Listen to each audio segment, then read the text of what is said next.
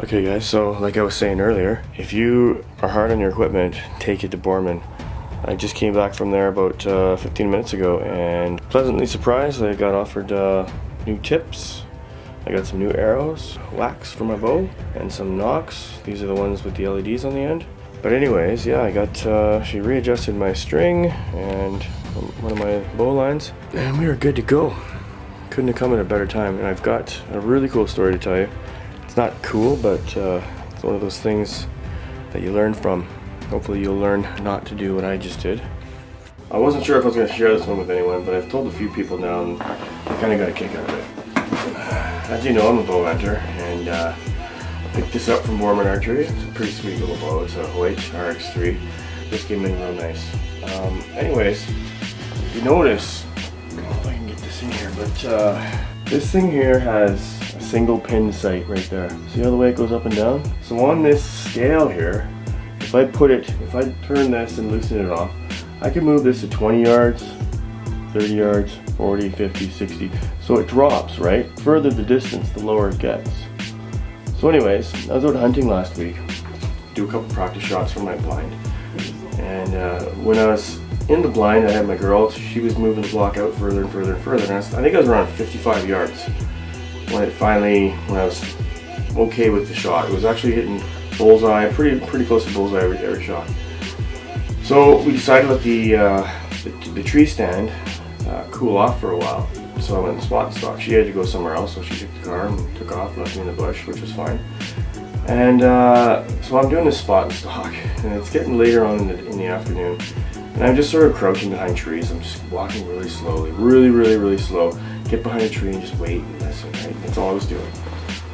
And there's a lot of animals, a lot of activity, but they just wouldn't come close enough. Like this big flash of brown caught my eye, and I turn around and I can see the body of a deer. So I start booking it, right? Grab my bow, it's already knocked and ready to go. I get towards the crest of the hill, and lo and behold, there's two bucks sitting there. One spiker and a 2x2. The 2x2 had a huge body. For the island, it was pretty big. So I basically just clipped on, drew back. It was in between two trees, started to quarter towards me, took the shot, and the deer bucked. It sort of bent down and then took off sideways. It was like this ninja move I've never seen before.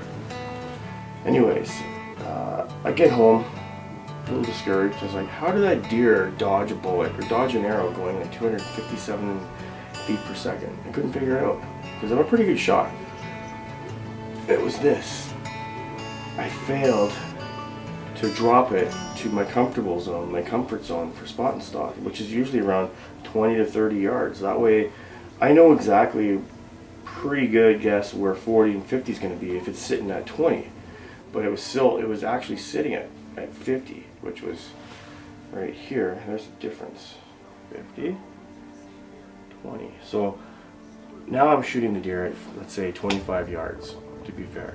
Overcompensated by lifting, so I pretty much shot the deer at roughly 65, 70 yards, where the actual pin was, with that extra compensation, because I was even a little bit high.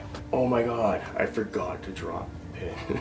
That's an ongoing debate with me and a friend of mine. He's questioned me on this purchase, and I said no, this is the way to go. I love it because it's perfect for tree stand hunting. You know, it's deadly accurate. However, for spot and stock, you never know where those animals are going to come out, and you gotta be quick. It happened so quick that I really didn't have any time to react, which is why I lost that deer. And thank God I didn't actually hit the deer, because it would have been a bad shot. So let me know your thoughts. If you got a crazy, big mistake hunt, if you got any thoughts you'd like to share, let me know. I'd love to hear your thoughts. What do you prefer? Single, multi-pin, 4 pins, 10 pins? You know what? I think I'm going to go back to a multi-pin setup just for that reason. I just want to give a big shout out to my friends at Borman Archery. We got a new face in the crowd. His name is Nathan. He's got an Instagram page. I'll put a link in it afterwards. I think it's something Neanderthal. Pretty cool kid. I met him a while ago. He used to work at Bass Pro, and now he's working directly for Borman, which is kind of nice to see.